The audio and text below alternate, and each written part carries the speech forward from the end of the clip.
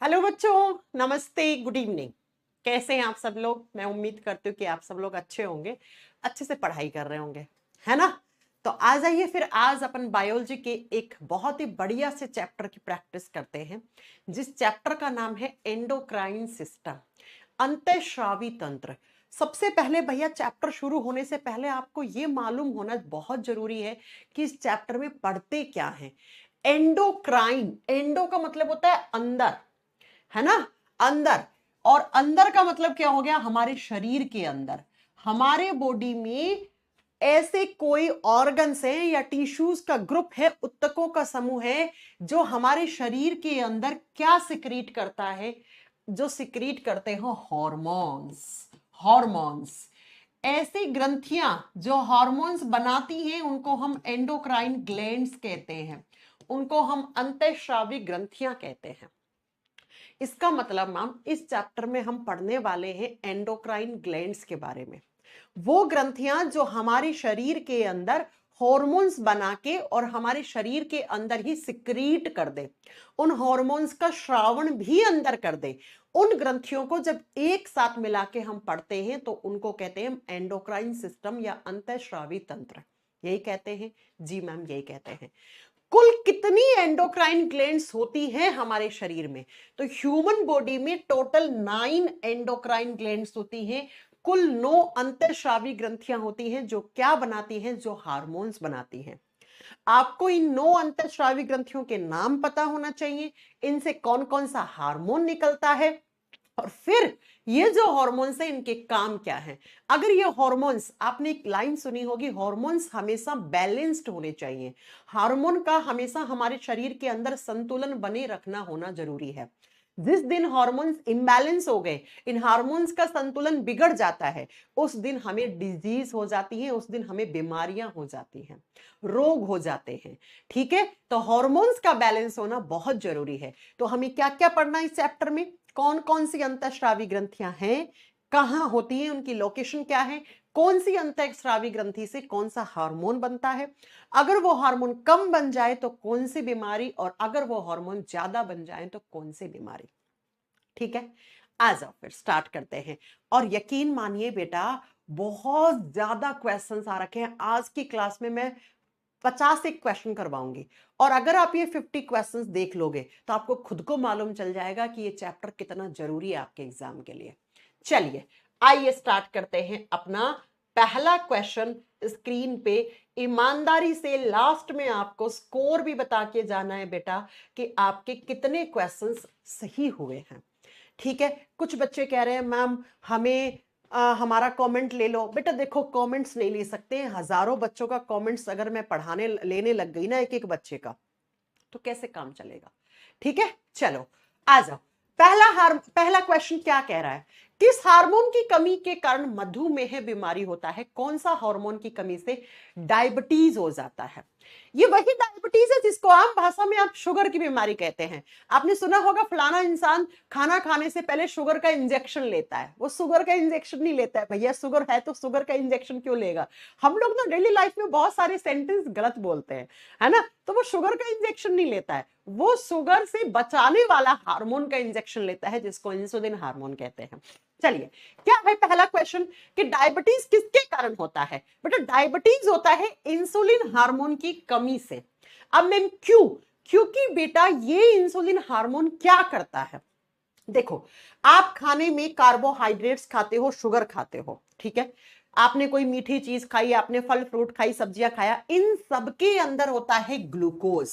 और ये ग्लूकोज जब हमारे खून में जाता है तो इसी ग्लूकोज को हम नाम दे देते हैं ब्लड शुगर, रक्त वाली शर्करा। तो अगर आपसे एग्जाम क्वेश्चन पूछे कि रक्त शर्करा किसको कहते हैं, ब्लड शुगर किसको कहते हैं, तो आप ग्लूकोज करके आओगे।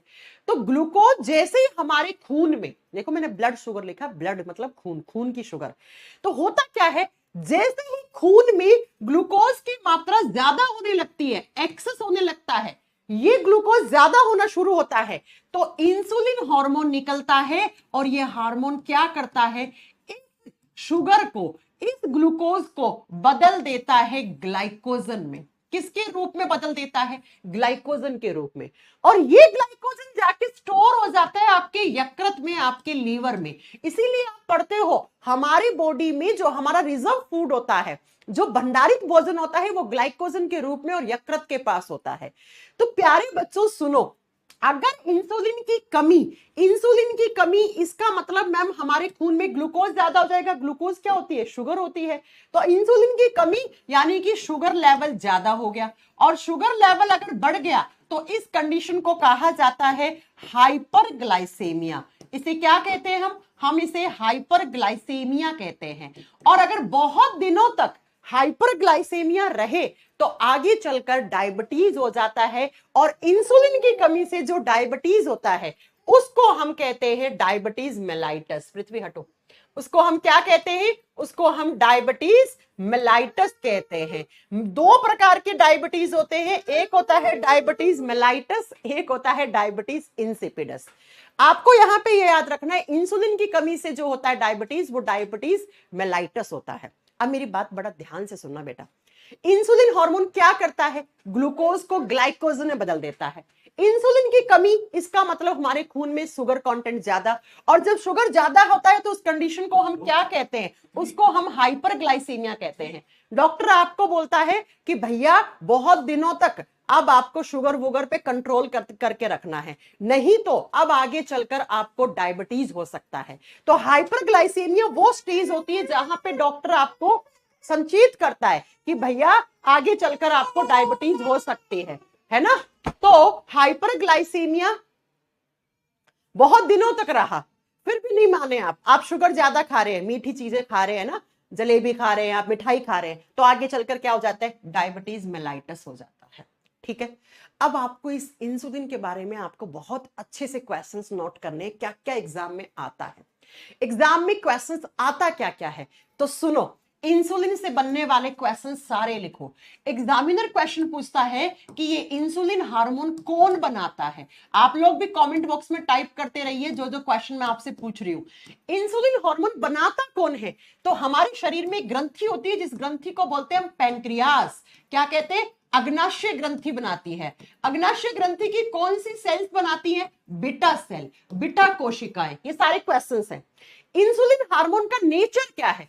ये प्रकृति से कैसा है? ये किससे बना हुआ होता है? तो इंसुलिन बना हुआ होता है प्रोटीन से, यानी कि इंसुलिन हार्मोन प्रोटीन से बना हुआ। तो इंसुलिन का नेचर क्या है? प्रोटीन नेचर है। ठीक है।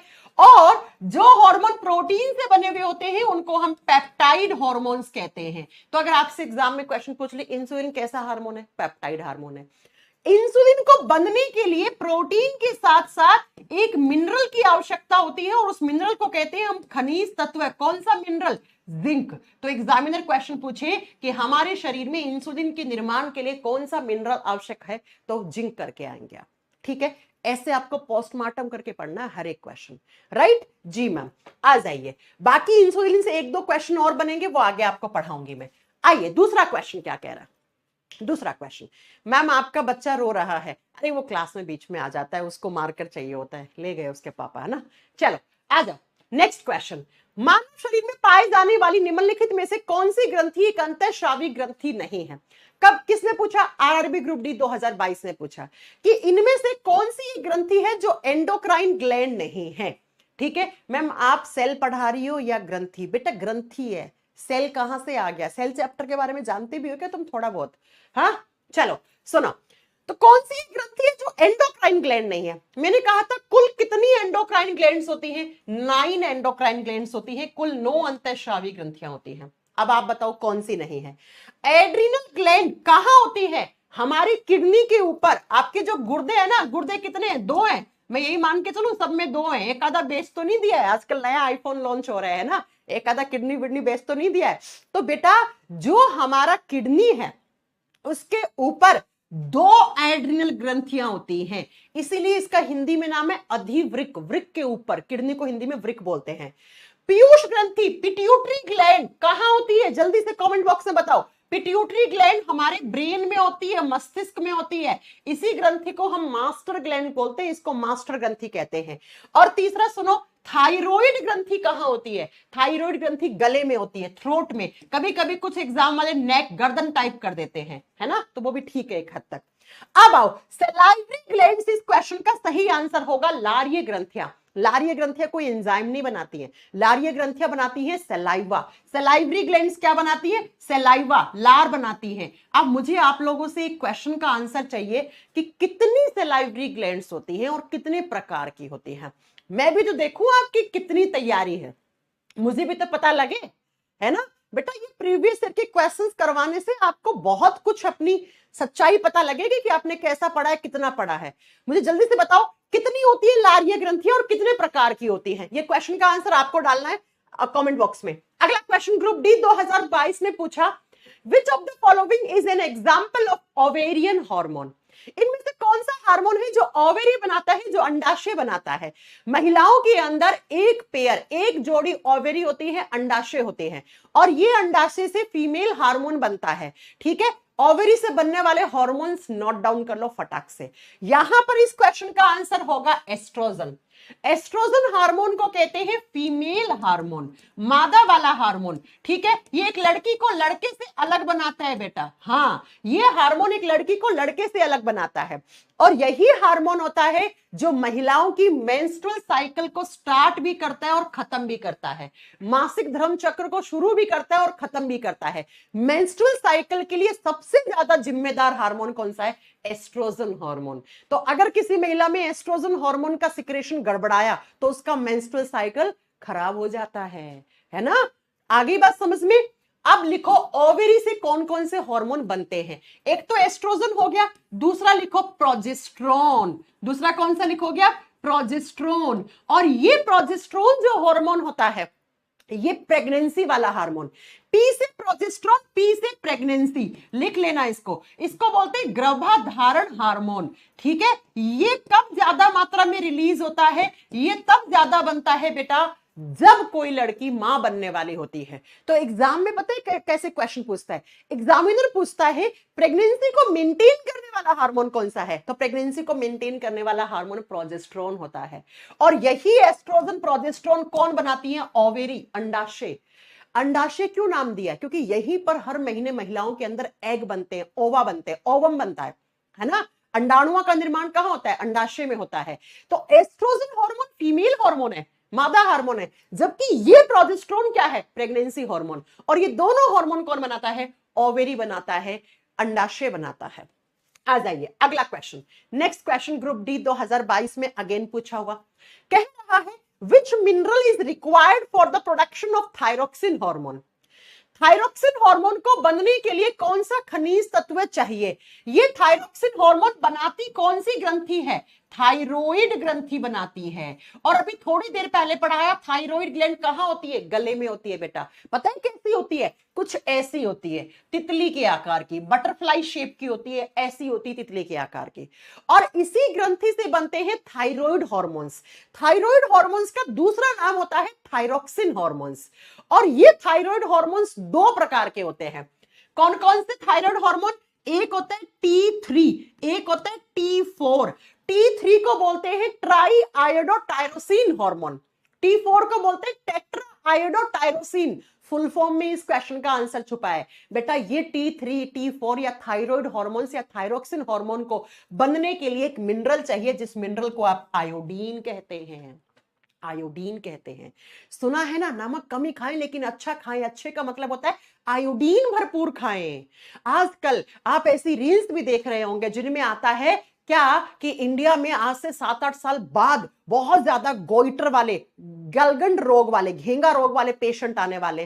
क्यों? क्योंकि आजकल नमक खाते हैं पिंक सॉल्ट, ब्लैक सॉल्ट, सेंधा नमक। बेटा पिंक सॉल्ट, ब्लैक सॉल्ट, सेंधा नमक होता है ना, उसमें आयोडीन ना के बराबर है। आयोडीन सबसे ज्यादा होता है सफेद सॉल्ट में, व्हाइट सॉल्ट, जिसको हम रॉक सॉल्ट बोलते हैं, जिसको हम कॉमन सॉल्ट बोलते हैं। ठीक है। और नमक में जो आयोडीन होता है वो किस फॉर्म में होता है, वो पोटेशियम आयोडाइड की फॉर्म में होता है। इसलिए कहते हैं देश का नमक टाटा नमक, बिकॉज टाटा नमक में भर भर के आयोडीन होता है, राइट। तो अपने घर में छोटे बच्चे को जैसे ही आप 1-1.5 साल का हो, 1 साल तक तो उसको नमक देना ही नहीं चाहिए, बिकॉज उसकी किडनी इतनी ज्यादा मैच्योर ही नहीं होती है कि वो नमक को झेल पाए। लेकिन जैसे वो 1-1.5 साल का होता है तो उसको नमक दे तो व्हाइट सोल्ट ही दे, है ना।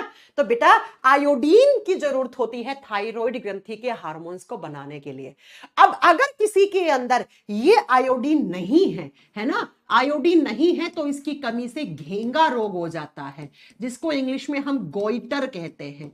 इंग्लिश में क्या कहते हैं हम, गोइटर डिजीज कहते हैं, राइट जी मैम। आ जाइए अगला question. Next question again group D 2022 में पूछा, जब कोई इंसान को बहुत ज्यादा गुस्सा आता है या बहुत ज्यादा उसको स्ट्रेस हो रहा है, तो कौन सा हार्मोन है इस कंडीशन में शरीर के अंदर बैलेंसिंग करने का काम। जब आपको बहुत तेज गुस्सा आता है, अच्छा गुस्सा आता है तो क्या होता है, सांसें हाँफने लग जाती हैं, गुस्सा आता है तब हार्ट बीट, दिल आपका जो हार्ट होता है वो बहुत तेज तेज से धक धक धक धक करने लग जाता है, हाथ पांव ऐसे कांपने लग जाते हैं, गला सूख जाता है और रोंगटे खड़े हो जाते हैं। ये सारा कौन सा हार्मोन करवाता है, एड्रीनलिन हार्मोन। एड्रीनलिन हार्मोन कब कब निकलता है, बहुत तेज गुस्सा आया तब एड्रीनलिन। आपको किसी चीज से डर लग रहा है, अब डर तो भैया सबको अलग अलग लगता है ना। किसी को हाइट से डर लगता है, किसी को पानी से डर लगता है, पानी में फेंक दो, है ना, अगर उसको स्विमिंग नहीं आती तो कैसे फड़फड़ाने लग जाएगा, राइट। तो बेटा डर सबको लगता है, गला सबका सूखता है, ऐसा कोई नहीं इंसान नहीं जिसको डर नहीं लगता है, और डर लगना जरूरी होता है। आप ये बताओ कि अगर आपके अंदर से मैं डर निकाल दूं तो बेटा तुम तो कुछ भी करना शुरू कर दो, तुम तो किसी का मर्डर कर दोगे, तुम्हें डर ही नहीं है ना। इंडियन मतलब भारत देश के लॉ एंड ऑर्डर का आपको डर ही नहीं है। अब यही हार्मोन कब निकलता है, जब आप पेपर दोगे, आपका रिजल्ट आएगा, जिस दिन रिजल्ट आने वाला होता है उस दिन क्या होता है, धक धक धक धक धक धक, है ना, गला सूखता है, बार बार पानी पीते हो, सांसें हाँफने लग जाती हैं, हाथ पांव कंपकपी उठ जाती है, और बगल में पापा खड़े हो जब रिजल्ट चेक कर रहे हो, तब तो बेटा बहुत ज्यादा निकलता है यह हार्मोन। तो याद रखिएगा, डर सबको लगता है, लेकिन उस डर का सामना करने की हिम्मत होनी चाहिए और उसके बाद आपकी जीत होती है। तो एड्रेनलिन हार्मोन डर लगाने वाला हार्मोन होता है। सुनो, फियर का मतलब होता है डर, फिर यही उस डर का सामना करवाता है, फाइट करवाता है, लड़वाता है, ठीक है। लड़ना, डर को सामना करो, नहीं भाई सामना नहीं कर पा रहे हो तो वहां से भाग जाओ, है ना। फियर, फाइट, फ्राइट, फ्राइट का मतलब होता है उड़ना या भागना। अब भागने का मतलब ये नहीं पापा की परी हो तो पंख खोल के उड़ने लग जाओ, है ना। फ्राइट का मतलब होता है उड़ना या भागना। तो ये हार्मोन डर लगना, डर का सामना करवाना, वहां से भाग जाना, और जब आपको बहुत ज्यादा गुस्सा आता है, क्रोध आता है किसी चीज पर, तो इसी हार्मोन का सिक्रेशन आपके बॉडी में इंक्रीज हो जाता है, इंक्रीज हो जाता है। आगे मेरी बात समझ में, जी मैम। अब ये बताओ ये हार्मोन कौन सी ग्रंथि बनाएगी, तो नाम से क्लियर है, एड्रीनलिन हार्मोन। तो कौन सी ग्रंथि बनाएगी, एड्रीनल ग्लैंड बनाएगी, एड्रीनल ग्रंथि बनाएगी इस हार्मोन। बड़ा सिंपल सा है। आ जाइए अगला क्वेश्चन, नेक्स्ट क्वेश्चन। पता लग रहा है ना, एनटीपीसी 2022 में पूछा ये क्वेश्चन, पता लग रहा है कैसे क्वेश्चन आते हैं। विच of the following is called the hunger hormone. कौन सा हार्मोन है जो आपको भूख वाला हार्मोन कहलाता है, भूख लगी है तो भूख लगने के पीछे कौन सा हार्मोन काम करता है। तो बेटा कौन सा हार्मोन काम करता है, जब भूख लगती है तो आपको दो हार्मोन के बारे में पता होना चाहिए, एक होता है ग्रेलिन और एक होता है लैप्टीन। दोनों ही हार्मोन इस ऑप्शन में है। देखो बेटा, भूख लगने वाला हार्मोन पूछे तब तो आपको ग्रेलिन आंसर करना है। अब भूख लगी है, आप बाहर से खाना नहीं खा रहे हो, अब आपका ऑर्गन्स थोड़ी ना ये बात समझेंगे, उनको तो एनर्जी चाहिए कॉन्टिन्यूअसली। तो बेटा तब क्या होता है, तब आपके बॉडी में फैट वेट का जो स्टोर फैट होता है उसको कार्बोहाइड्रेट में कन्वर्ट कराने के लिए ऑर्डर दे देता है लैक्टिन हार्मोन, ठीक है। ग्रेलिन हार्मोन हंगर हार्मोन के नाम से फेमस है बेटा, ये बात आपको याद रखना। अच्छा ये क्वेश्चन आ जाए, ब्रेन का कौन सा हिस्सा आपको भूख महसूस करवाता है। तो ब्रेन का हिस्सा करवाता है एक हाइपोथैलेमस। हमारे ब्रेन में एक हिस्सा होता है जिसको हाइपोथैलेमस कहते हैं, ये आपको भूख महसूस करवाता है कि भैया कुछ खा लो, कुछ चटपटा खा लो, कुछ मीठा खा लो, कुछ नमकीन खा लो। ये उसी हाइपोथैलेमस की ही देन है।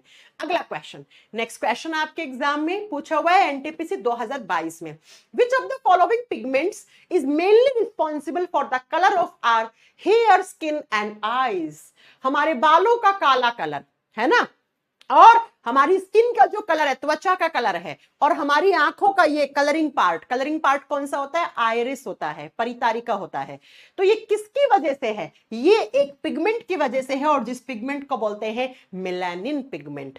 मेलानिन पिगमेंट आपकी त्वचा को कलर देता है, आपके बालों को कलर देता है।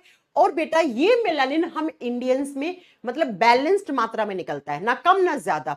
जब ये कम होता है तो इंसान कुछ ज्यादा ही गोरा हो जाता है, व्हाइट कलर का हो जाता है। जब ये ज्यादा निकलता है तो इंसान का गेहुआ कलर है ना, सांवले कलर का हो जाता है। नाइजीरियन लोगों में बहुत ज्यादा निकलता है तो उनका कलर तुम्हें पता ही है। और गोरों के अंदर आपको पता है ये कम निकलता है, तो जो गोरे लोग होते हैं ना, मतलब वही गोरे जिन्होंने हम पे शासन किया था, वही वाले गोरे लोग है ना, तो उनके अंदर ये होता है। अब बच्चों सुनो, जब ये मेलानिन बहुत ज्यादा आपकी स्किन में, कहीं कहीं आपको तिल होंगे। ये एसएससी सीजीएल का क्वेश्चन डिस्कस कर रही हूं मैं आपको।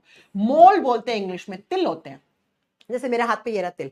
एक बार सीजीएल में क्वेश्चन आया कि जो मोल होते हैं, जो तिल होते हैं, उसमें मेलानिन कम होता है कि ज्यादा होता है? बेटा मेलानिन ज्यादा होता है तब जाके ब्लैक कलर बन पाता है। जैसे हमारे बालों में मेलानिन बहुत ज्यादा होता है तो हमारे बाल ब्लैक कलर के होते हैं। अगर मेलानिन कम होने लग जाता है तो बाल मतलब ब्राउन से कलर के, गोल्डन से कलर के, फिर सफेद कलर के हो जाते हैं।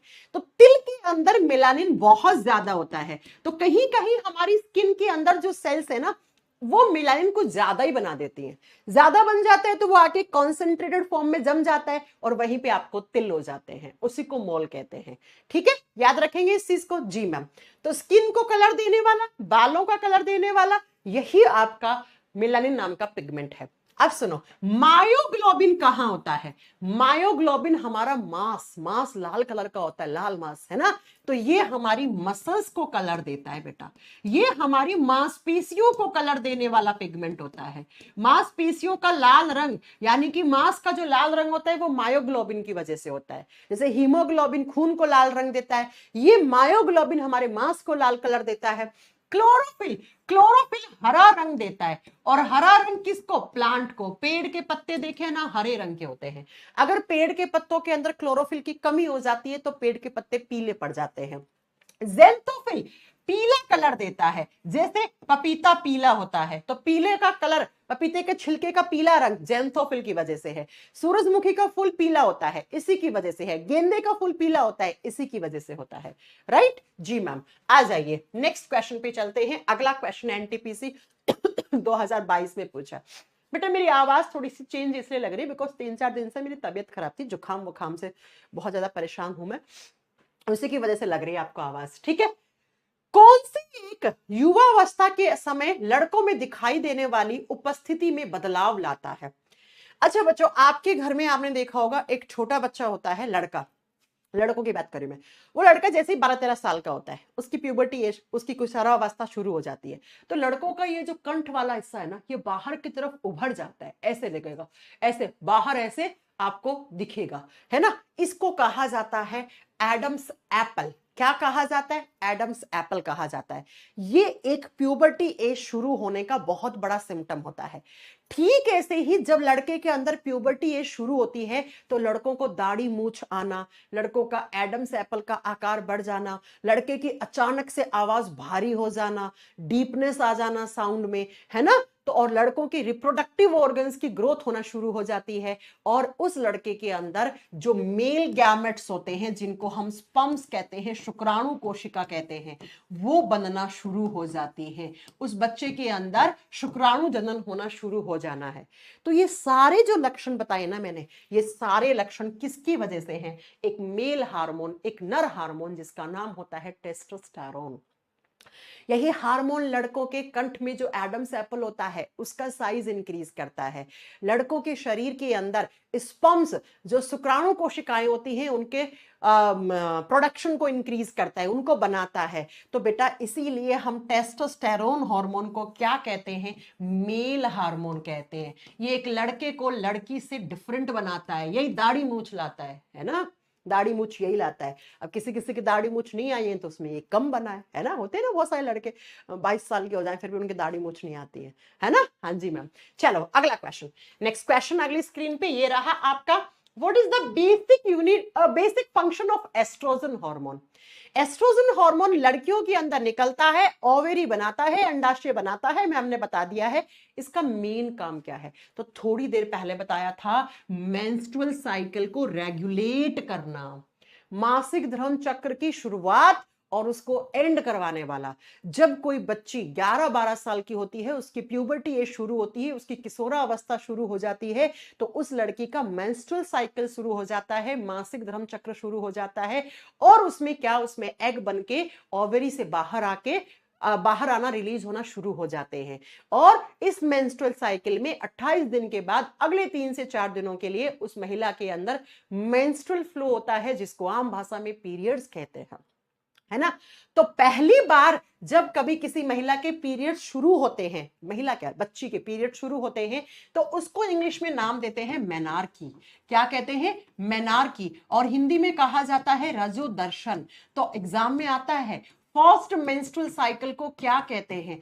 पहला मासिक धर्म चक्र मेंस्ट्रुअल साइकिल क्या कहलाता है? मेनार्की, रजोदर्शन। और जब ये महिला 45 से 50 साल की हो जाती है, तो इसके पीरियड्स यानी इसका मेंस्ट्रुअल साइकिल बंद हो जाता है, तो उसको कहा जाता है मीनोपॉज।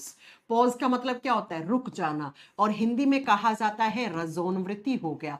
तो याद रखिएगा, लास्ट मेंस्ट्रुअल साइकिल को मीनोपॉज कहते हैं और फर्स्ट मेंस्ट्रुअल साइकिल को मेनार्की कहते हैं। और ये दोनों ही काम किसके हैं? एस्ट्रोजन हार्मोन के। एस्ट्रोजन हार्मोन का मेन काम होता है महिलाओं के मेंस्ट्रुअल साइकिल को बैलेंस, रेगुलेट करके रखना। अगर ये हार्मोन ऊपर नीचे होता है तो महिलाओं के अंदर बहुत सारी गड़बड़ हो जाती है। गड़बड़ में सबसे बड़ी गड़बड़ उसकी मेंस्ट्रुअल साइकिल ऊपर नीचे हो जाती है, राइट? हाँ जी मैम। तो चलिए अगला क्वेश्चन, नेक्स्ट क्वेश्चन क्या कह रहा है? एडम्स एप्पल किसको कहा जाता है? एनटीपीसी 2021 में पूछा। अभी जो मैं बात कर रही थी ना कि 11-12 साल का लड़का होता है, उसकी अचानक से आवाज बहुत भारी हो जाती है, बहुत गहरी हो जाती है। क्यों? क्योंकि उसके एडम्स एप्पल का साइज बढ़ जाता है, इसीलिए लड़कों की आवाज अचानक से भारी और गहरी हो जाती है। तो ये जो एडम्स एप्पल होता है, ये कहां होता है? कंठ में। अच्छा, कंठ में कहां होता है? सुनो, ये वॉइस बॉक्स है आपका, वॉइस बॉक्स, इसको बोलते हैं साउंड वाला बॉक्स। इससे आपकी आवाज बन रही है। ये बॉक्स जो है, इसमें वोकल कॉर्ड्स होती हैं, स्वर रज्जुएं होती हैं, और इससे क्या आपकी आवाज बन रही है, ठीक है? ये तो आवाज बनाता है। इसके चारों तरफ ऐसे कार्टिलेज की स्ट्रक्चर होती है, उपास्थियों से बनी हुई एक संरचना पाई जाती है, जिसको एडम्स एप्पल कहा जाता है।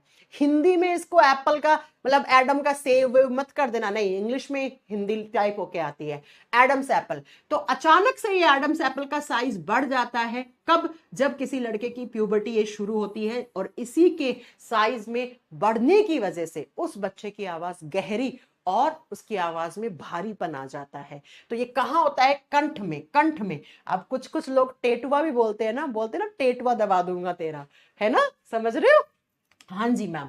अगला क्वेश्चन, नेक्स्ट क्वेश्चन आपकी स्क्रीन पे रहा, क्वेश्चन नंबर 11। थायरोक्सिन के संश्लेषण के लिए कौन सा तत्व आवश्यक है? देखो, यही क्वेश्चन ग्रुप डी में पूछा, यही देखो एनटीपीसी में पूछ लिया। कभी कभी क्वेश्चंस भी रिपीट हो जाते हैं, इसीलिए प्रीवियस ईयर करने का बहुत बड़ा फायदा है बेटा, है ना? तो मेरी बात समझो, ये क्वेश्चन अभी ग्रुप डी में आया, अब एनटीपीसी में आ गया। तो थायराइड हार्मोन्स को बनने के लिए क्या चाहिए? आयोडीन चाहिए। और आयोडीन हम किस में खाते? नमक की फॉर्म में। नमक में आयोडीन किसकी फॉर्म में होता है? KI की फॉर्म में होता है, राइट? जिंक कौन से हार्मोन को बनने के लिए चाहिए? जिंक चाहिए इंसुलिन हार्मोन को बनने के लिए, है ना? और सुनिए जरा, ये जो आयरन है, आयरन किसके लिए जरूरी होता है? आयरन हीमोग्लोबिन बढ़ाने के लिए, खून बढ़ाने के लिए आयरन की आवश्यकता होती है। ये तीनों बातें आपको याद रखनी है। जी मैम, आ जाइए अगले क्वेश्चन पे चलते हैं। अगला क्वेश्चन, ये कौन सा महानुभाव कह रहे हैं मैम क्लास रिकॉर्डेड है? तुम सुधर जाओ, है ना, सुधर जाओ तुम। आज तारीख है 16 सितंबर, अब भी तुम्हें रिकॉर्ड लग रही है, तो बेटा क्या कर सकते हैं? आ जाओ अगला क्वेश्चन। नेक्स्ट क्वेश्चन कह रहे हैं, which of the following is in animal hormone? Animal का मतलब जंतुओं में, इंसानों में। अब आपको मैम हमें जानवर क्यों बोल रही हूँ? अरे भैया, जब हमारा क्लासिफिकेशन हुआ था तो हम एनिमल किंगडम में रखे गए थे ना, है ना? तो हम जानवर ही हैं, जंतु ही हैं हम। तो हमारे शरीर में कौन सा बनने वाला हार्मोन है इसमें से? सुनो, साइटोकाइनिन हार्मोन एक प्लांट हार्मोन होता है, ऑक्सिन भी प्लांट हार्मोन होता है, जिब्रेलिन भी प्लांट हार्मोन होता है। जैसे हम लोगों में हार्मोन्स बनते हैं, ठीक है, ऐसे प्लांट से भी हार्मोन बनते हैं। ये तीनों तो प्लांट हार्मोन हैं, ये तीनों तो पादप हार्मोन हैं। तो बचा कौन सा? इंसुलिन। इंसुलिन आंसर हो जाएगा। और इंसुलिन क्या करता है? शुगर लेवल को मेंटेन रखता है। इंसुलिन की कमी, शुगर ज्यादा, शुगर ज्यादा डायबिटीज मेलाइटिस, मधुमेह बीमारी हो जाती है, डायबिटीज हो जाता है। चलो नेक्स्ट क्वेश्चन। अगला क्वेश्चन ग्रुप डी 2022 में पूछा, due to the secretion of which hormone heart beat and respiratory rate increase. अभी मैंने आपको बताया था कि जब आपका रिजल्ट आने वाला होता है उस दिन आपका दिल धक धक धक धक धक ऐसा लगता है बाहर निकल के फड़फड़ाना शुरू कर देगा, सांसें हाँफना शुरू हो जाती हैं, रोंगटे खड़े हो जाते हैं, शरीर कंपकपी शुरू हो जाती है बॉडी के अंदर, गला सूखने शुरू हो जाता है, बीपी हाई हो जाता है। तो ये कौन से हार्मोन करवाने का काम? ये करवाता है एड्रेनलिन हार्मोन। जब भी आपको किसी भी चीज से डर लगता है, जब भी आपको बहुत तेज गुस्सा आता है, तो बेटा इसी हार्मोन की देन है ये सारे सिम्टम्स जो मैंने बताया ना। जब गुस्सा आता है तो ये हार्मोन क्या करता है? बीपी को बढ़ा देता है, ब्लड के प्रेशर को बढ़ा देता है, हार्ट बीट को इंक्रीज कर देता है, सांस लेने रेस्पिरेशन रेट को बढ़ा देता है ना? ये सारे इसी हार्मोन के काम हैं। तो ये डर लगाता भी है और डर का सामना भी करवाता है और डर से भगाता भी है अगर सामना नहीं कर पाते हो तो। चलो नेक्स्ट अगला क्वेश्चन। हाँ जी, अगला क्वेश्चन, नेक्स्ट क्वेश्चन होता है, which of the following is the major female sex hormone. इनमें से कौन सा एक हार्मोन है जो फीमेल के बॉडी में निकलता है, आपको बताना है। क्रोमेटिन कोई हार्मोन नहीं होता है बेटा, पहली बात तो क्रोमेटिन हार्मोन नहीं होता है, ठीक है। टेस्टोस्टेरोन तो मैंने अभी पढ़ाया था मेल हार्मोन होता है। तो इतना आसान क्वेश्चन, एस्ट्रोजन को तो फीमेल हार्मोन कहते हैं, है ना? क्योंकि ये हार्मोन फीमेल की रिप्रोडक्टिव ऑर्गन्स की ग्रोथ करवाता है, फीमेल के जो जनन वाले ऑर्गन्स होते हैं उनकी वृद्धि करवाता है, तो हम इसको सेक्सुअल हार्मोन भी कहते हैं, ठीक है। चलिए मैम अगला क्वेश्चन एनटीपीसी 2021 में पूछा, human growth hormones are secreted by the which gland. हमारे शरीर की ग्रोथ करवाने वाला हार्मोन। जब आप पैदा हुए थे इतने से थे, इतने से आपके हाथ थे, आज आप इतने बड़े हो गए, तो बेटा कौन सा हार्मोन है जो ग्रोथ करवाता है आपके शरीर की? आपको हाइट देने वाला हार्मोन कौन सा है? इस क्वेश्चन का जो आंसर होगा वही आपका यहां पर क्वेश्चन का आंसर होगा। सुनो जरा, आपकी हाइट कौन से हार्मोन की वजह से बढ़ी है? GH hormone. जीएच का फुल फॉर्म होता है ग्रोथ हार्मोन, वृद्धि करवाने वाले हार्मोन। ये हमारे ऑर्गन्स की, हमारे टिश्यूज की, हमारे बॉडी की ग्रोथ करवाते हैं। और इसी हार्मोन का एक दूसरा नाम होता है सोमेटोट्रोपिन हार्मोन। लिख दो, इसी हार्मोन को हम सोमेटोट्रोपिन हार्मोन भी कहते हैं। और इसी हार्मोन की वजह से आपकी जो हाइट है ना बेटा, वो हाइट इसी हार्मोन की देन है। अगर ये हार्मोन कम बन जाए तो ड्वार्फिज्म हो जाता है, बोनापन का शिकार हो जाता है आदमी। अगर ये बहुत ज्यादा बन जाए तो बेटा एक्सेस ग्रोथ हो जाती है बॉडी की। जैसे ग्रेट खली को देखा है ना आपने, कितने लंबे लंबे हाथ है उसके, है ना? राइट। अब ये हार्मोन बनाता कौन है? तो ये बनता है पिट्यूटरी ग्रंथि से, पीयूष ग्रंथि से, पिट्यूटरी ग्लैंड से। ये जो पीयूष ग्रंथि होती है ना, ये पिट्यूटरी ग्लैंड, ये हमारे ब्रेन में होती है, मस्तिष्क में होती है, मटर के दाने की जैसी होती है। जैसे मटर के दो दाने होते हैं ना, वैसी होती है। इसके आगे वाले हिस्से को बोलते हैं एंटीरियर पिट्यूटरी पार्ट, अग्र पीयूष ग्रंथि का हिस्सा। पीछे वाले को बोलते हैं पोस्टीरियर पिट्यूटरी पार्ट, फर्स्ट भाग। तो बेटा ये भी याद रखना है कि ये ग्रोथ हार्मोन जो हमारे शरीर की ग्रोथ करवाते हैं, हाइट देते हैं, ये पिट्यूटरी के कौन से, अच्छा ए गलत हो गया, सॉरी, पिट्यूटरी के आगे वाले हिस्से से बनते हैं। बी होगा इसका आंसर से, ए नहीं होगा बेटा, मैंने आगे नहीं पढ़ा था ना। फर्स्ट भाग से नहीं बनते हैं, अग्र भाग से बनते हैं। पीछे वाले से सिर्फ दो हार्मोन बनते हैं पिट्यूटरी के, anti diuretic hormone, oxytocin hormone, ठीक है। तो है ना, तो सुनिए जरा, इसका आंसर बी होगा, ए नहीं होगा, ठीक है। पीयूष ग्रंथि का आगे वाला हिस्सा जीएच हार्मोन बनाता है, इसको सोमेटोट्रोपिन हार्मोन कहते हैं। और आपकी जनरल नॉलेज के लिए बता दूं, 20-22 साल तक आपको जितनी हाइट मिलनी होती है उतनी मिल जाती है। उसके बाद धीरे धीरे ये जीएच हार्मोन बनना बंद ही हो जाते हैं बेटा। उसके बाद तुम कितना ही लटक लो, कितना ही कॉम्प्लेन पी लो, फिर तुम्हारा कुछ ना हो सकता है। चलो अगला क्वेश्चन, नेक्स्ट क्वेश्चन क्या कह रहा है, which hormone controls the blood sugar level in the body? कौन सा हार्मोन है जो ब्लड शुगर लेवल को कंट्रोल करता है? ब्लड शुगर किसको बोलते हैं? ग्लूकोज को। तो मैं ये कह सकती हूं कौन सा हार्मोन है जो ग्लूकोज की मात्रा पर संतुलन बना के रखता है? Answer is insulin. इंसुलिन। अच्छा, शुगर लेवल कितना होना चाहिए?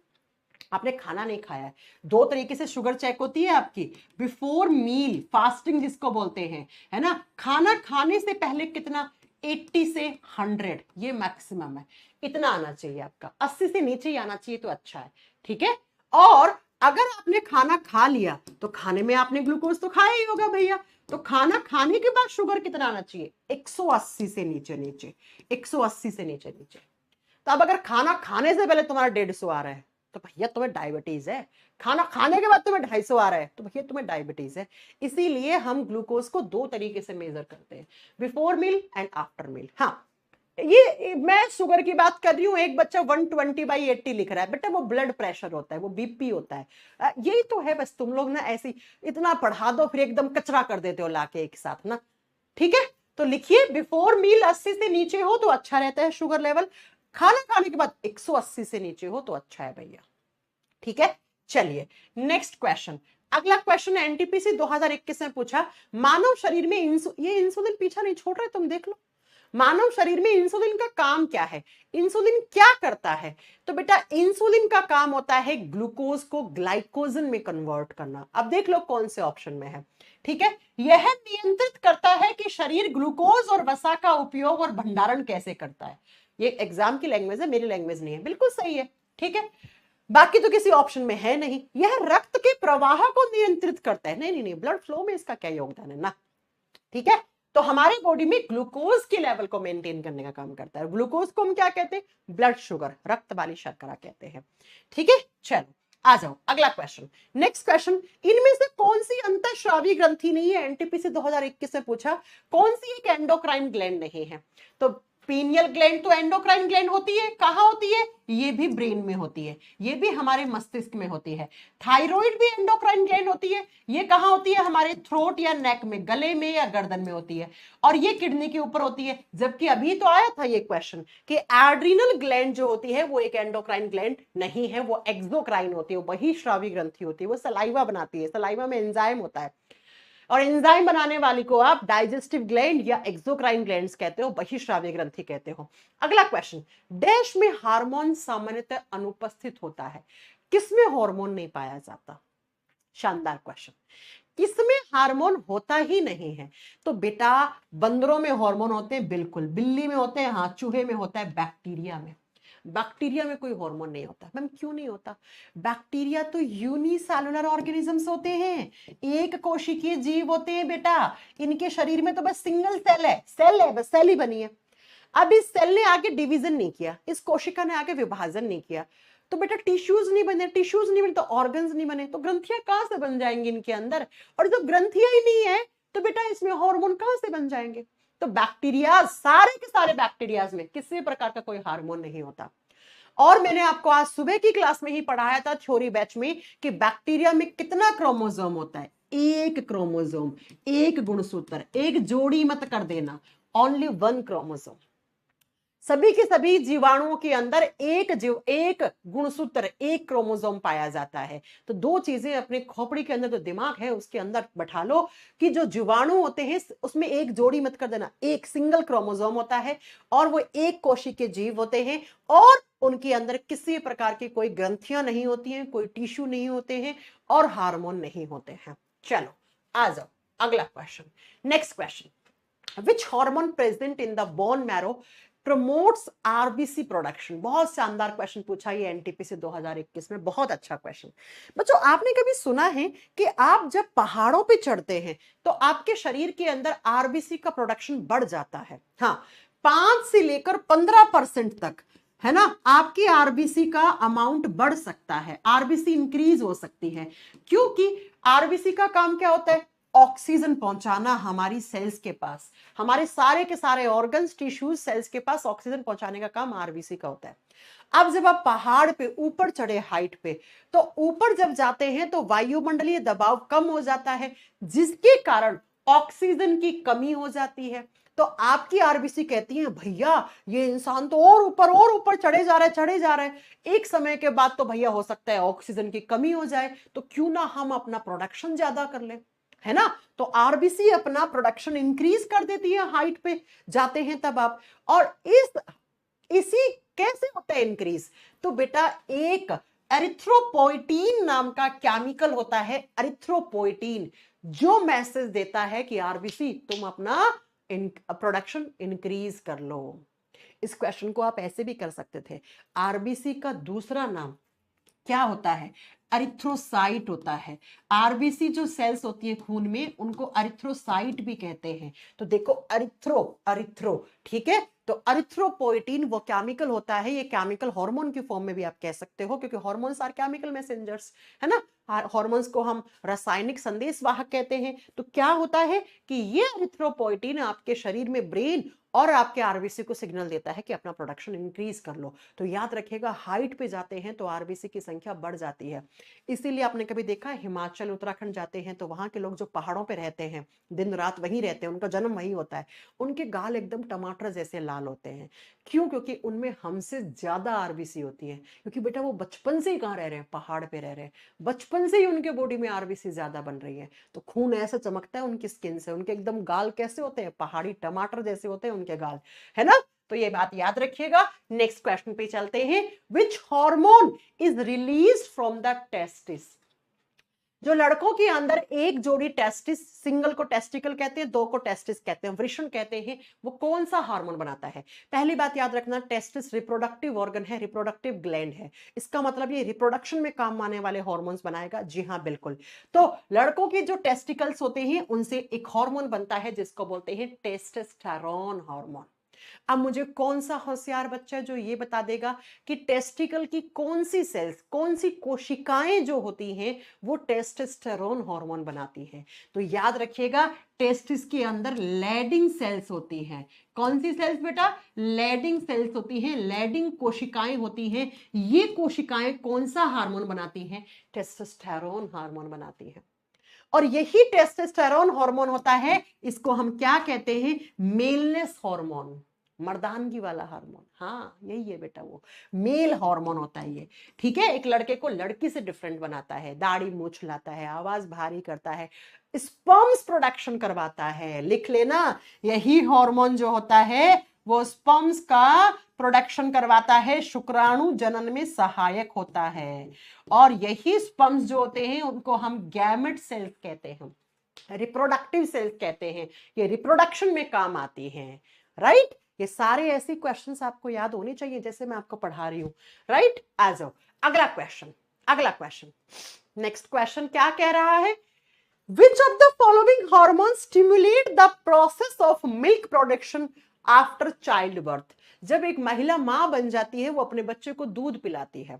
अब दूध बनाने वाली ग्रंथियों को कहते क्या है? दूध बनाने वाली ग्रंथियों को मैमरी ग्लैंड्स कहते हैं, ठीक है। ये मिल्क प्रोड्यूसिंग ग्लैंड्स होती हैं, ये दूध बनाने वाली ग्रंथियां होती हैं।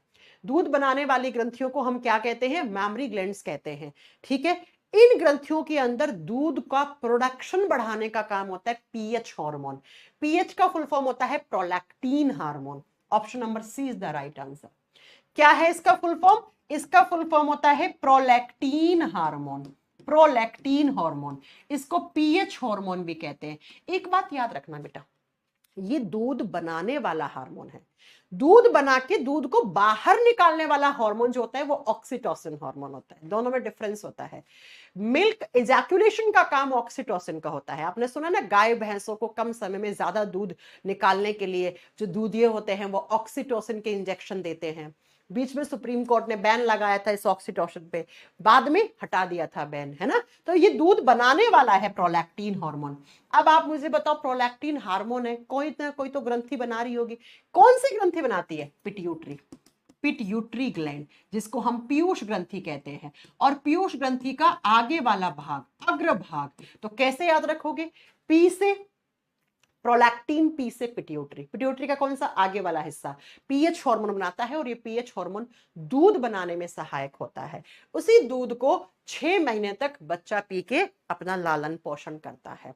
और आपने सुना होगा शुरुआती के 6 महीने के लिए माँ का दूध बच्चे के लिए सर्वोत्तम आहार है। अच्छा, माँ का दूध जब स्टार्टिंग में आता है उस दूध को नाम क्या देते हैं? क्लोस्ट्रम। ये एग्जाम में क्वेश्चन आता है, ये क्लोस्ट्रम नाम दिया जाता है। माँ के दूध को नाम क्या देते हैं? क्लोस्ट्रम नाम देते हैं, आप लिख लेना, क्लोस्ट्रम नाम दिया जाता है ना। चलो मैम, अगला question, next question, the secretion from the prostate gland. Prostate gland male reproductive system का हिस्सा है। ये प्रोस्टेट ग्रंथि सिर्फ और सिर्फ लड़कों के अंदर होती है, लड़कियों में ऐसी कोई भी स्ट्रक्चर, ऐसी कोई भी ग्लैंड नहीं होती है। इसको पौरुष ग्रंथि कहते हैं, ये पुरुषों में पाई जाती है। और आजकल लड़कों में प्रोस्टेट कैंसर बहुत ज्यादा फैल रहा है, शायद आपने सुना हो। तो जब इसी ग्रंथि के अंदर प्रोस्टेट ग्लैंड के अंदर जब कैंसर हो जाता है तो उसको प्रोस्टेट कैंसर कहा जाता है। ये मेल रिप्रोडक्टिव ऑर्गन का हिस्सा है।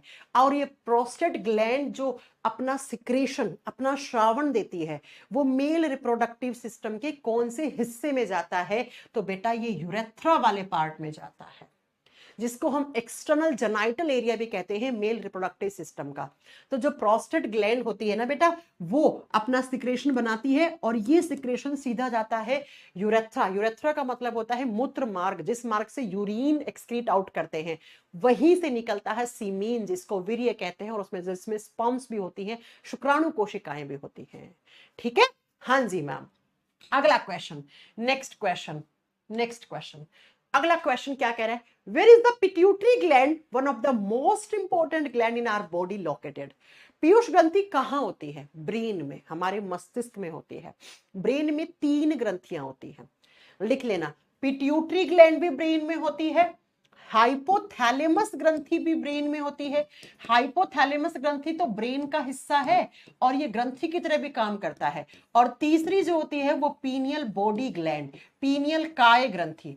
लिखो, पीयूष ग्रंथि, पीनियल काय ग्रंथि, हाइपोथैलेमस ग्रंथि, ये तीनों हमारे ब्रेन में होती है, ह्यूमन ब्रेन में होती है। तो कहां है बेटा इसका आंसर?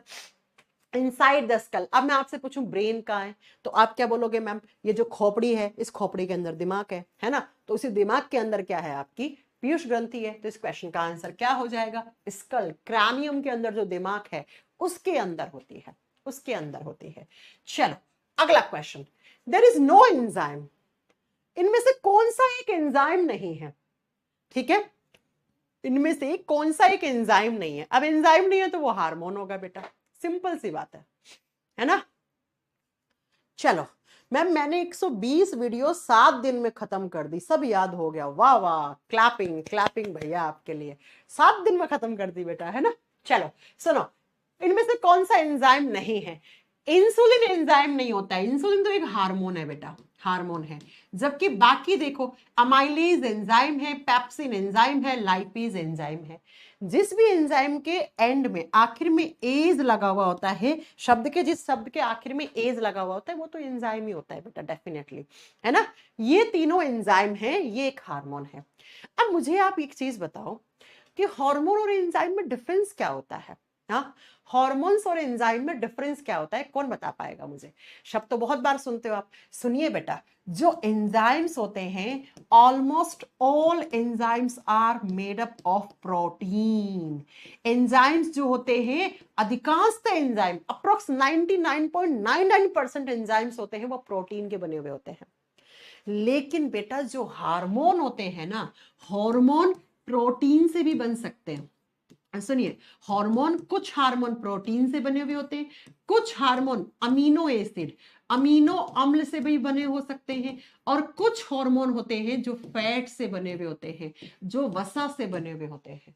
और जो हार्मोन फैट से बनते हैं ना, उनको आप स्टेरॉइड हार्मोन्स कहते हैं। उनको हम क्या बोलते हैं? स्टेरॉइड हार्मोन्स कहते हैं। तो मैम एंजाइम्स तो हमेशा प्रोटीन से बने हुए होते हैं, है ना। तुम बेटा मत बोलो बेटा, तुम स्टूडेंट्स हो, स्टूडेंट्स को बेटा ही बोलूंगी मैं, है ना। ठीक है, तुम्हारा नाम लेके बोलूं क्या? आई बात समझ में? तुम्हें ज्यादा दिक्कत है तो भाई तुम हट जाओ, तुम मत मानो कि तुम्हें नहीं बोला। तो इंसुलिन जो है वो एक हार्मोन है। इस क्वेश्चन का आंसर ए हो जाएगा। बाकी 3 क्या है, एंजाइम्स। और एंजाइम्स के बारे में याद रखना, ये प्रोटीन के बने हुए होते हैं और एंजाइम्स को कहा जाता है bio catalyst of human body. आपसे पूछे ना कि किसको बायो कैटलिस्ट कहा जाता है, मनुष्य के शरीर का, मनुष्य के शरीर का जैव उत्प्रेरक हम किसको कहते हैं, तो मनुष्य के शरीर का जैव उत्प्रेरक हम आप एंजाइम्स को कहते हैं हम। ठीक है, चलो अगला question, next question. In women the female hormone oestrogen is secreted by. महिलाओं के अंदर जो एस्ट्रोजन हार्मोन होता है वो कौन बनाता है, 2022 में पूछा, अभी तो पढ़ाया था, कौन बनाता है आप बताओगे बेटा? हाँ जी, कौन बनाएगा यहाँ पे, ओवेरी, अंडाशय, हालांकि ओवेरी की स्पेलिंग गलत है, अंडाशय। अंडाशय से एस्ट्रोजन और प्रोजेस्टेरोन दोनों हार्मोन बनते हैं। एस्ट्रोजन हार्मोन एक नॉर्मल महिला के अंदर भी निकलता है, लेकिन प्रोजेस्टेरोन हार्मोन एक प्रेग्नेंट लड़की के अंदर निकलता है ना। तो ओवेरी के द्वारा क्या बनाए जाते हैं, ओवेरी के द्वारा एस्ट्रोजन प्रोजेस्टेरोन दोनों हार्मोन बनते हैं। ये ओविडक्ट जो होता है, इसमें क्या होता है बेटा, ओविडक्ट का दूसरा नाम होता है फैलोपियन ट्यूब, इसी को बोलते हैं ट्यूब नली, फैलोपियन ट्यूब।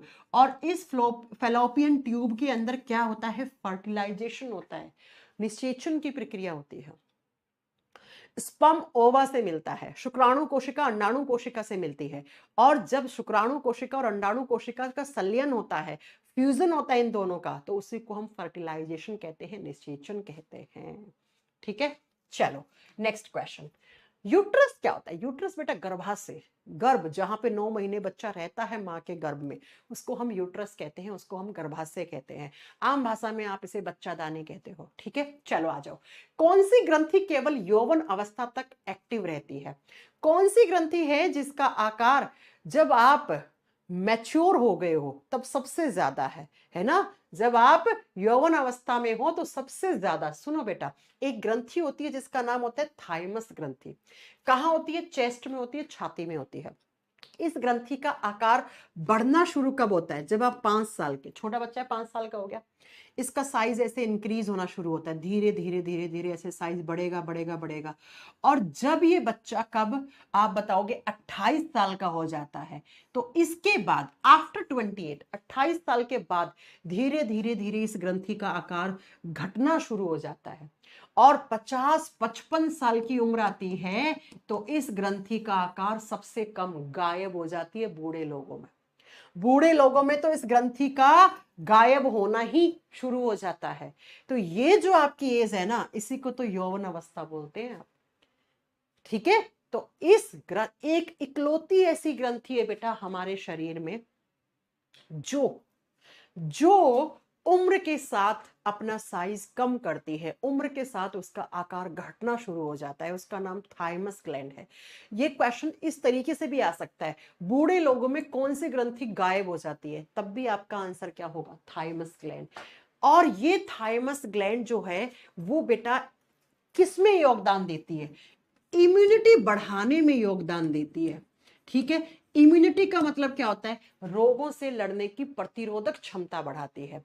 इसीलिए कहते हैं बेटा अभी तो तुम जवान लोंडे हो, तुम काहे को सर्दी जुकाम में दवाई खा रहे हो, ऐसे ही ठीक हो जाओगे नेचुरल तरीके से।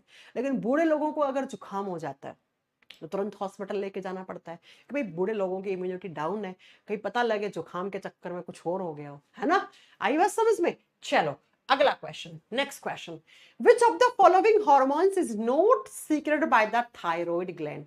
थायराइड ग्लैंड गर्दन में या फिर गले में होती है, तितली के आकार की, बटरफ्लाई शेप में होती है ऐसे। और अब पूछा है आपसे कि इससे कौन सा हार्मोन नहीं बनता। थायरोक्सिन हार्मोन थायराइड हार्मोन का दूसरा नाम होता है। थायराइड हार्मोन 2 प्रकार के होते हैं, एक होता है T3, एक होता है T4। T3 का फुल फॉर्म होता है ट्राई आयोडो थायरोनिन या टायरोसिन। ठीक है, तो ये T3 की फुल फॉर्म है, तो ये भी तो थायराइड ने बनाया। और सिर्फ 2% में थायराइड ग्रंथि बनाती है कैल्सिटोनिन। ये तीनों ही हार्मोन थायराइड ग्रंथि के हैं। अरे ऐसे याद करो, थायराइड ग्रंथि से थायराइड हार्मोन्स बनते हैं। ये थायराइड हार्मोन्स का दूसरा नाम थायरोक्सिन हार्मोन भी होता है। ये थायराइड हार्मोन्स 2 प्रकार के होते हैं, T3 एंड T4। बस खत्म। थाइमोसिन हार्मोन कौन बनाता है? थाइमस ग्रंथि बनाती है। जब भी थोड़ी देर पहले बताया था ना, बूढ़े लोगों की थाइमस ग्रंथि गायब हो जाती है, तो थाइमोसिन हार्मोन थाइमस ग्रंथि के द्वारा बनता है। Thyroid hormone, thyroxine hormone thyroid ग्रंथि के द्वारा बनते हैं। और ये T3 और T4 जब ब्लड की आप इन हार्मोन को, डॉक्टर बोलते हैं ना थायराइड हार्मोन चेक करवा लो। अच्छा बच्चों, अगर हार्मोन चेक करवाना हो तो सैंपल में क्या लेता है doctor? Blood. Hormones are always mixed in blood. Hormones खून में ही मिक्स होते हैं, खून में ही घुले हुए होते हैं। इसीलिए अगर आपको आपके किसी भी हार्मोन का लेवल चेक करना है डॉक्टर को, तो खून मांगता है आपसे 7-8 बूंदे। आई बस समझ में? अलग अलग ग्रंथि ने अलग अलग हार्मोन बनाया, लेकिन वो हार्मोन मिक्स कहाँ रहते हैं? खून में मिक्स रहते हैं। तो एक बात हमेशा याद रखना, hormones are always mixed in blood. Hormone हमेशा और हमेशा खून में ही घुले हुए होते हैं। अगला क्वेश्चन, नेक्स्ट क्वेश्चन क्या कह रहा है स्क्रीन पे है, आपसे पूछ रहा है कि the gland in human body which secrete both enzyme and hormone. कौन सी ग्रंथि है जो एंजाइम भी बना रही होगी, हार्मोन भी बना रही होगी? और बेटा सुनो, हार्मोन बनाने वाली को बोलते हैं एंडोक्राइन ग्लैंड, अंतःस्रावी ग्रंथि। जो हार्मोन बनाती है उनको अंतःस्रावी ग्रंथियां कहा जाता है। और जो एंजाइम बनाती हैं उनको आप क्या कहते हो? एक्सोक्राइन, बहिस्रावी ग्रंथि। अब ये दोनों की तरह काम कर दे उसको हम बोलते हैं मिक्स्ड ग्लैंड, मिश्रित ग्रंथि। ये दोनों का मिक्स होगी, और दोनों का मिक्स यहां पे सबसे बड़ी कौन सी होती है? अग्नाशय, पैनक्रियास। पैनक्रियास, पैनक्रियाटिक कैंसर हो रहा है ना? आपको पता है India is a capital of cancer. India में कैंसर बीमारी के सबसे ज्यादा मरीज हैं, सबसे ज्यादा इंडिया में हर साल कैंसर बीमारी से लोग मर रहे हैं। आजकल देखो ना बेटा, हर तीसरे आदमी को सुनने में आता है उसको कैंसर हो गया। तो जब इस पैनक्रियास के अंदर कैंसर होता है तो उसी को पैनक्रियाटिक कैंसर कहते हैं। और ये पैनक्रियास अग्नाशय कैसा होता है? पेड़ के पत्ते जैसा होता है, ऐसे पेड़ का पत्ता होता है उसके आकार का होता है। ये हमारे शरीर में हार्मोन भी बनाता है, एंजाइम भी बनाता है, बहुत जरूरी ग्रंथि है। क्यों? क्योंकि थोड़ी देर पहले आपकी मैडम ने एक चीज पढ़ाई थी, इंसुलिन हार्मोन। और बेटा ये इंसुलिन हार्मोन भी तो कौन बना रही है? ये इंसुलिन हार्मोन भी तो पैनक्रियास बना रहा है, और इंसुलिन तो शुगर से बचा रहा है। तो आप समझिए, अगर किसी का पैनक्रियास खराब हो जाए, डैमेज हो जाए, तो उसे डायबिटीज होना तो तय है बेटा, है ना? तय है, कोई नहीं रोक पा रहा।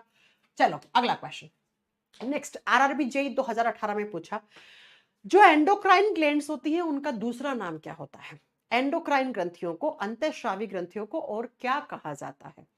एंडोक्राइन ग्रंथियां पाउच जैसी होती हैं, थैलीनुमा आकार की होती हैं, ऐसे पाउच जैसी होती हैं बेटा, ठीक है? इनके पास कोई नलियां नहीं होती हैं, ये नलिका विहीन होती हैं, डक्टलेस ग्लैंड होती है, इनके पास नलियां नहीं होती हैं। मान लो ये एक पाउच जैसी अंतःस्रावी ग्रंथि है, ठीक है? ये पाउच है, इसने हार्मोन बना दिया इसने हार्मोन। अब इस हार्मोन को लेने आएगा कौन? खून। जब ब्लड यहां पहुंचेगा तो इसी खून में मिक्स हो जाएगा ये हार्मोन, और ये हार्मोन ब्लड की सहायता से कहां पहुंच जाएगा? अपने टारगेट पार्ट पर। हर हार्मोन का एक अलग टारगेट पार्ट है। तो बेटा ये हार्मोन्स अपने टारगेट पार्ट तक किसकी सहायता से पहुंचते हैं? खून की सहायता से। जबकि इन ग्रंथियों के पास कोई नलियां नहीं है कि बना के हार्मोन नली के अंदर डाल दिया ना, तो इनको बोलते हैं डक्टलेस ग्लैंड, बिना डक्ट वाली, बिना डक्ट वाली। जबकि जो एक्सोक्राइन ग्लैंड्स होती हैं ना, बहिस्रावी ग्रंथियां होती हैं, उनके पास डक्ट्स होती हैं, उनको हम डक्ट ग्लैंड बोलते हैं, उनको हम नलियों वाली ग्रंथियां कहते हैं। तो याद रखना कि डक्ट्स किसके पास होती हैं? पतली पतली नलियां किसके पास होती हैं? नलिकाओं वाली ग्रंथि कौन सी होती है? वो होती है एक्सोक्राइन, एक्सोक्राइन बहिस्रावी ग्रंथि। एंडोक्राइन ग्लैंड्स कैसी होती है? पाउच जैसी, थैली जैसी। ये तो बस अपना हार्मोन बना के बैठ जाएगी, लेने आएगा, जैसे दूल्हा आता है ना दुल्हन को लेने, ठीक है? ऐसे खून आता है, इसको ले जाता है और इसके टारगेट पार्ट पे पहुंचा देता है। ऐसे ही दूल्हा भी तो अपनी दुल्हन को उठा के टारगेट पार्ट तक पहुंचा देता है ना, वैसे ही। चलो आ जाओ अगला क्वेश्चन, ग्रुप डी 2018 में पूछा क्या कि Greaves disease caused by excessive secretion of the due to enlargement of thyroid gland। जब थायराइड ग्रंथि का आकार बढ़ जाता है ना, या फिर थायराइड ग्रंथि से बनने वाले हार्मोन्स ज्यादा हो जाते हैं। याद रखना, थायराइड ग्रंथि से बनने वाले हॉर्मोन्स का जब हाइपर सिक्रेशन हो जाए, हाइपर का मतलब होता है बेटा ज्यादा, बोलते ना हाइपर मत हो, मतलब ज्यादा गुस्सा काहे को कर रहा, जब ज्यादा बन जाए थायराइड हॉर्मोन्स तो एक बीमारी हो जाती है जिस बीमारी को बोलते हैं ग्रीव्स डिजीज, ग्रीव्स डिजीज। और जब थायराइड हॉर्मोन ज्यादा होते हैं तो इंसान का वजन कम होता है। आपने देखा बहुत सारे लोग ऐसे होते हैं जो एक टाइम की 7-7 8-8 रोटी खा जाते हैं, फिर भी ऐसे होते हैं दुबले पतले। हम बोलते हैं अरे तुम कुछ खिलाया करो अपने बेटे को, वो कहती खूब खिलाती हूँ लेकिन लगता नहीं है। होता है ना, आपके भी ऐसे ग्रुप में कोई लड़का है? हैं? ऐसा आपके ग्रुप में कोई लड़का है जो बहुत खाता है लेकिन लगता नहीं उसको, फिर भी ऐसा रहता है दुबला पतला? तो भैया उसकी थोड़ी ना गलती है, उसके बॉडी में जनरली थायराइड हार्मोन ज्यादा है, ज्यादा है तो मेटाबॉलिज्म बहुत अच्छा है, बहुत अच्छा है तो खाए पच गया, खाया पच गया, है ना, वेस्ट फूड में बाहर निकल गया, शरीर के अंदर लगा ही नहीं, अंदर लगा ही नहीं।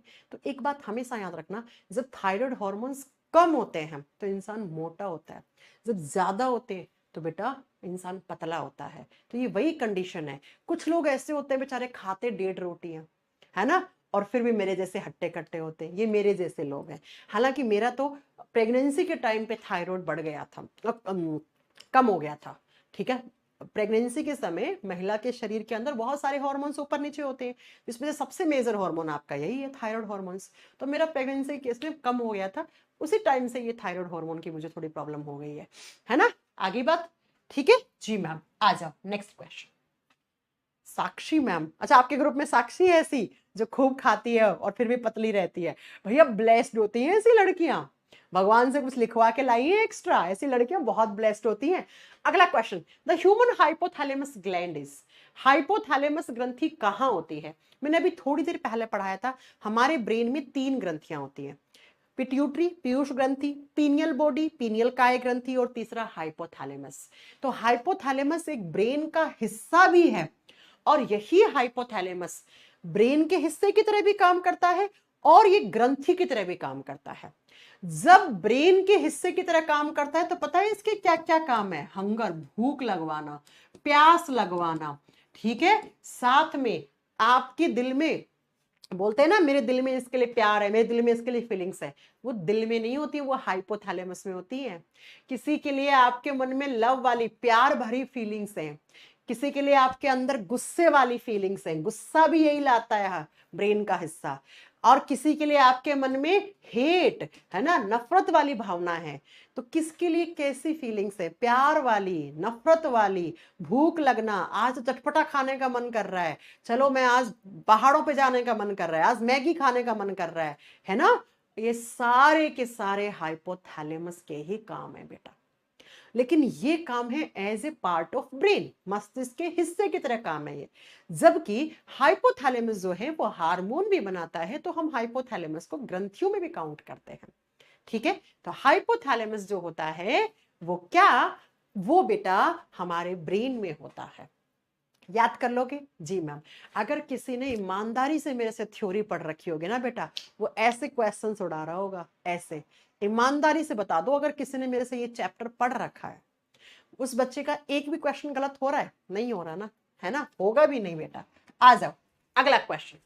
आरपीएफ 2019 में पूछा, eyelids of Langerhans are found in which human organ? Langerhans की द्वीपिकाएं किस अंग से संबंधित हैं? हालांकि ये सीजीएल में भी क्वेश्चन आ चुका है, सीपीयू में भी आ चुका है, ये क्वेश्चन बहुत बार रिपीट होता है।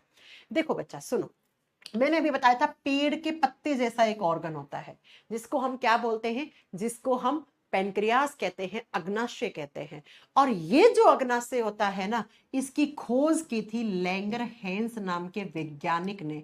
तो इन्होंने कहा कि इस पेनक्रियास के अंदर, इस अग्नाशय के अंदर जो सेल्स होती हैं, जो कोशिकाएं होती हैं, जो हॉर्मोन्स बनाती हैं, अल्फा बीटा डेल्टा सेल्स, तो उनको हम आइलेट्स ऑफ लैंगरहैंस कहेंगे, लैंगरहैंस की द्वीपिकाएं कहेंगे। तो याद रखिएगा, क्योंकि अग्नाशय की खोज लैंगरहैंस नाम के वैज्ञानिक ने की थी, तो इन्होंने कहा जो हार्मोन बनाने वाली पैनक्रियाटिक सेल्स हैं, अल्फा बीटा डेल्टा सेल, इनको हम आइलेट्स ऑफ लैंगरहैंस कहेंगे, इनको हम लैंगरहैंस की दीपिकाएं भी कहेंगे, ठीक है। चलिए, तो इसका आंसर क्या होगा बेटा, कहां पे दिया हुआ है? पैनक्रियास। अगला क्वेश्चन, ग्रुप डी 2022 में पूछा, Who was awarded the Nobel Prize for the discovery of insulin? Insulin hormone की खोज जिन वैज्ञानिकों ने की थी ना, अब खोज का मतलब ये थोड़ी कहीं से खोज के ले आए, इंसुलिन का नेचर बताया, इंसुलिन का काम बताया, उन हार्मोन को नोबेल प्राइज मिला था। उन हार्मोन का नाम है बेंटिंग एंड बेस्ट। अब आपके पास एक ही ऑप्शन है, फ्रेडरिक बेंटिंग, तो आप ये कर दो, ठीक है। वैसे एक और साइंटिस्ट थे इनके साथ, बेस्ट है ना, उनका सरनेम होगा या बेस्ट, जो भी है, आगे भी कुछ और नाम था, आपको तो बस ऑप्शन पे टिक करना है ना। तो बेंटिंग और बेस्ट करके दो वैज्ञानिक थे, उन्होंने हार्मोन का काम बताया था, इंसुलिन का, और ये बहुत बड़ी खोज थी, इसी के लिए इनको नोबेल प्राइज से अवार्ड दिया गया था। चलिए अगला क्वेश्चन, नेक्स्ट क्वेश्चन, इनमें से कौन सा हार्मोन गर्भाशय के संकुचनों और गर्भाशय ग्रीवा के विस्तारण को उत्तेजित करता है? जी बिल्कुल, अच्छा क्वेश्चन है, बहुत अच्छा क्वेश्चन। जब कोई लड़की मां बनने वाली होती है और जब वो अपने बच्चे को जन्म दे रही होती है मां, तो उस समय आप मुझे ये बताओ कि बच्चा कहाँ रहता है? ऐसे यूट्रस में रहता है, यहाँ बच्चा है, और ये यूट्रस का जो मुंह होता है इसको सर्विक्स कहा जाता है, इसको गर्भाशय ग्रीवा कहा जाता है हिंदी में। सुनो जरा, इसे क्या कहा जाता है? सर्विक्स, हिंदी में बोलते हैं गर्भाशय ग्रीवा, राइट। और ये ऊपर वाला ये क्या है? यूट्रस, ये गर्भ है, यहाँ पे बच्चा है, ठीक है, ये बच्चा है। अब बच्चा हो गया 9 महीने का, तो क्या होगा? ये सर्विक्स की ओपनिंग होगी और यहाँ पे होता है वेजाइना, योनि। तो यहां से ये सर्विक्स के अंदर जो मसल्स होती हैं, ये सर्विक्स के अंदर मसल्स, यहाँ दोनों साइड मांसपेशियां होती हैं बेटा। जब तक ये सर्विक्स ओपन नहीं होगा तब तक तो बच्चा बाहर आ ही नहीं सकता, डिलीवरी हो ही नहीं सकती, माँ बच्चे को जन्म दे नहीं सकती। तो 9 महीने के बाद क्या होता है, जब डिलीवरी का समय आता है, उस समय ये जो सर्विक्स के यहाँ पर मांसपेशियां होती हैं, इनमें कॉन्ट्रैक्शन पैदा होता है, खिंचाव पैदा होता है ऐसे, और ये खिंचाव पैदा करने का काम ऑक्सीटोसिन हार्मोन का होता है। और जैसे ही मांसपेशियों में खिंचाव पैदा होता है तो ये सर्विक्स का मुंह खुल जाता है, तो ये बच्चा यहां से वेजाइना से होता हुआ बाहर निकल जाता है, बच्चे का जन्म हो जाता है ना। तो ये जो सर्विक्स होती है, गर्भाशय ग्रीवा होती है, इसकी ओपनिंग करवाने का काम कौन करता है? ऑक्सीटोसिन।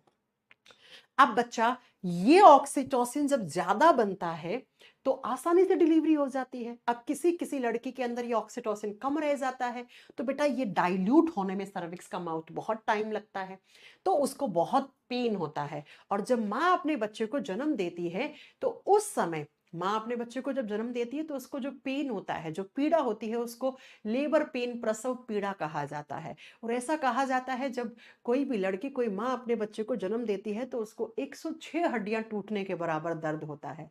सोचिए आप जरा सोच के इमेजिन करके देखिए कि सृष्टि कैसी बनी है ये पूरी, है ना। अगर मैं आपकी एक थोड़ी सी हड्डी को ऐसे खिसका दूं तो तुम 10 दिन तक ऐसे प्लास्टर बांध के ऐसे तुम चलते रहोगे। और एक माँ ने अपने बच्चे को जब जन्म दिया तो 106 हड्डी टूटने के बराबर उसने दर्द महसूस किया। क्यों? क्योंकि आप देखिए कि ये जो सर्विक्स है, गर्भाशय ग्रीवा है, इसका माउथ ओपन होने में बहुत ज्यादा यहाँ की मांसपेशियों में कॉन्ट्रैक्शन पैदा होता है, एक तरीके से यहाँ के टिश्यूज ब्रेक डाउन हो जाते हैं, उनका टूट जाता है। और इतनी ज्यादा जब ये टिश्यूज टूटते हैं तो ब्लड तो निकलता ही है। तो प्यारे बच्चों, इसीलिए कहा जाता है इस दुनिया में सबसे बड़ी योद्धा माँ होती है। आप कितना ही कुछ कर लें, आप माँ के दूध का, माँ के जन्म का जो कर्ज है ना आपके ऊपर, आप उसको कभी भी नहीं चुका सकते हैं। तो बेटा यही हार्मोन होता है ऑक्सीटोसिन, जो लेबर पेन को डिक्रीज करने का काम करता है। अब आजकल का रहन सहन, लाइफस्टाइल ऐसा हो गया है कि ये हार्मोन इम्बैलेंस होना बहुत नॉर्मल बात हो गई है लड़कियों में। तो बेटा उनको एक तरीके से ऑक्सीटोसिन मिलता ही नहीं है, होता ही नहीं है बॉडी में। तो उसी ऑक्सीटोसिन को फिर डॉक्टर्स आर्टिफिशियल तरीके से देखते हैं ताकि उसको लेबर पेन कम हो, राइट। तो ये ऑक्सीटोसिन हार्मोन को कहते हैं हम लेबर पेन कम करने वाला हार्मोन, प्रसव पीड़ा को कम करने वाला हार्मोन। एक काम ऑक्सीटोसिन का ये होता है, राइट। कैसे करता है लेबर पेन को कम? तो शायद मैंने 1 से 1.5 मिनट में आपको सब कुछ बता दिया है, ठीक है। तो ये बात बिल्कुल सच है, एक बारी के लिए आप अपने पिता के कर्ज को चुका दोगे। पिता ने आपको पाला पोसा है, आपके लिए घर में इतनी मेहनत करके पैसा कमाए हैं, उस पैसे से आपको अच्छी एजुकेशन, अच्छे संस्कार भी आपको दे दिए हैं, है ना, ये काम करा पिता ने। लेकिन माँ देख रहे हैं आप क्या करती है ना। तो बेटा पिता को तो आप क्या करोगे, अच्छे संस्कार दिए, उन संस्कारों को अपने साथ रख के और आप नौकरी हासिल कर लोगे तो अपने पिता का जो सीना है वो चौड़ा हो जाएगा। तो एक तरीके से उनके तो एहसान, बुढ़ापे में उनकी सेवा कर दोगे, है ना, कभी गलत काम नहीं करोगे, तो पिता के तो एहसान चुक गए। माँ का एहसान तुम कैसे चुका पाओगे? तो माँ का एहसान कोई नहीं चुका सकता बेटा। आइए जरा अब चलते हैं अगले क्वेश्चन पे। तो अगर आपसे एग्जामिनर क्वेश्चन पूछे लेबर पेन को डिक्रीज करने वाला हार्मोन कौन सा है, ऑक्सीटोसिन हार्मोन। अच्छा सुनो, ये ऑक्सीटोसिन हार्मोन मिसकैरेज भी करवाता है। कैसे करवाता है सुनिए जरा, ये सारी नॉलेज आपके डेली लाइफ में बहुत काम आने वाली है। ये क्वेश्चन भी पूछता है, बीपीएस का पेपर होता है, उसमें क्वेश्चन पूछा हुआ है। देखो बेटा, जब कोई लड़की प्रेग्नेंट हुई तो स्टार्टिंग के कुछ दिनों में ऑक्सीटोसिन निकलता है, लेकिन कम निकलना चाहिए। क्यों? क्योंकि अगर ऑक्सीटोसिन ज्यादा निकल गया तो अभी लड़की 3 महीने की प्रेग्नेंट है ना, तो उसकी ये सर्विक्स की ओपनिंग करवा देगा। ओपनिंग करवा देगा तो जो बच्चा अभी मैच्योर नहीं हुआ है, जिस बच्चे की भी ग्रोथ नहीं हुई अच्छे से, जो इमेच्योर बेबी है वही बाहर निकल जाएगा यहाँ से, तो मिसकैरेज हो जाएगा। तो ऑक्सीटोसिन ज्यादा कब बनना चाहिए? जब कोई माँ 7-7.5 महीने की हो चुकी है, उस समय उसके बॉडी में ऑक्सीटोसिन का सिक्रेशन ज्यादा होना चाहिए। शुरुआती के महीनों में, 3 महीनों में अगर ऑक्सीटोसिन ज्यादा बन जाता है तो मिसकैरेज हो जाता है, गर्भपात हो जाता है। तो ये हार्मोन गर्भपात भी करवा देता है, मिसकैरेज करवाने वाला हार्मोन भी होता है। ये ज्यादा कब बनना चाहिए? स्टार्टिंग के फेज में तो प्रोजेस्टेरोन ज्यादा बनना चाहिए। प्रोजेस्टेरोन प्रेगनेंसी हार्मोन है, वो प्रेगनेंसी को मेंटेन रखता है। तो शुरुआती दौर में प्रोजेस्टेरोन ज्यादा, ऑक्सीटोसिन कम। और लास्ट के ट्राइमेस्टर में, जिसको थर्ड ट्राइमेस्टर बोलते हैं, लास्ट के छठा सातवां आठवां नौवां महीना होता है, उसमें प्रोजेस्टेरोन का लेवल, प्रेगनेंसी तो मेंटेन होगी ना अब, तो अब उस समय ऑक्सीटोसिन ज्यादा निकलना चाहिए, है ना। चलिए आ जाइए अगला क्वेश्चन। नेक्स्ट क्वेश्चन एनटीपीसी 2021 में पूछा, gland which hangs by a slender stalk form the hypothalamus is called the master gland. हमारे ब्रेन में जो हाइपोथैलेमस होता है उसके नीचे की तरफ एक मटर के दाने की जैसी ग्रंथि लटकी हुई होती है, जिसको हम मास्टर ग्रंथि भी कहते हैं। उसका नाम क्या होता है? उसको हम पिट्यूटरी ग्लैंड कहते हैं, पीयूष ग्रंथि। पीयूष ग्रंथि ब्रेन में होती है। हाइपोथैलेमस का जो तलवा होता है उसके नीचे मटर के दाने के जैसी लटकी हुई होती है, इसको हम मास्टर ग्लैंड कहते हैं, मास्टर ग्रंथि। मैं आपकी क्लास की मास्टर हूं, आप सारे बच्चे हो, मैं मास्टर हूं, तो आप सब लोगों को मैं कंट्रोल करके रखी हूं ना, है ना। कोई बच्चा शरारत करता है उसको क्लास से बाहर भगा देता है मास्टर। ठीक ऐसे ही ये पिट्यूटरी जो होती है वो 7 अंतःस्रावी ग्रंथियों को कंट्रोल करके रखती है, 7 एंडोक्राइन ग्लैंड्स को कंट्रोल करती है मास्टर की तरह। इसीलिए हम पिट्यूटरी को मास्टर ग्लैंड या मास्टर ग्रंथि कहते हैं। अब पिट्यूटरी को भी तो कोई कंट्रोल करना चाहिए ना। जैसे मैं मास्टर हूं, मैं स्कूल में पढ़ा रही हूं, तो मास्टरों को भी मास्टर होता है जिसको हम हेड मास्टर कहते हैं, है ना। तो इस पिट्यूटरी को कौन कंट्रोल करता है? इसको करता है हाइपोथैलेमस। तो हाइपोथैलेमस को कहते हैं मास्टर ऑफ मास्टर या सुपर मास्टर ग्रंथि। तो एग्जाम में पूछे मास्टर का मास्टर या सुपर मास्टर ग्रंथि किसको कहते हैं? हाइपोथैलेमस। मास्टर ग्रंथि किसको कहते हैं? पिट्यूटरी, पीयूष ग्रंथि। अरे समझ में आ रही है बात? आ रही है? बहुत आसान तरीके से समझा रही हूं, ठीक है जी मैम। चलिए फिर ये क्वेश्चन नंबर 36 हो गया।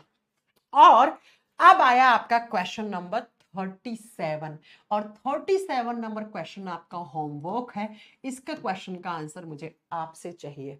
बचे हुए क्वेश्चन हम कल की क्लास में करेंगे, ठीक है। आज समय हो गया बहुत ज्यादा, खाना भी नहीं खाया, भूख लग गई है ना। हाइपोथैलेमस चिल्ला रहा खाना खाना। ठीक है बच्चों, तो अब कैसी लगी क्लास वो आप मुझे बताइएगा। बाकी यहाँ की क्लास हम कल कंटिन्यू करेंगे। कल हम इस चैप्टर के एक्सपेक्टेड क्वेश्चंस भी करवाएंगे और बचे हुए क्वेश्चंस। आज कितने करें? 37 करें ना, याद रखना। बाकी के हम आगे कल इसके बचे हुए क्वेश्चंस करेंगे और एक्सपेक्टेड क्वेश्चंस करेंगे, राइट। पीडीएफ बिल्कुल एप्लीकेशन पे अपलोड हो जाएगी बेटा, पीडीएफ बिल्कुल हो जाएगी, पीडीएफ अपलोड।